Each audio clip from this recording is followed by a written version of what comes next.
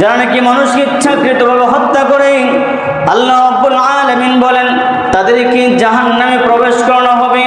ওয়া মান ইয়াকুতুল মুমিনান মুতাআম্মিদান ফাজাযাউহু জাহান্নামু খালিদান ফিহা ওয়া গাদিবাল্লাহু আলাইহি ওয়া লা'নাহু ওয়া আ'আদ্দা লাহু আযাবান আযীমা। অনেকগুলো শাস্তির কথা বলা হয়েছে। কেউ যদি কাউকে ইচ্ছাকৃতভাবে হত্যা করে, এক নাম্বার হলো ফাজাযাউহু জাহান্নাম, তার শাস্তি হলো জাহান্নাম। খালিদান ফিহা, চিরকাল সেখানে থাকবে।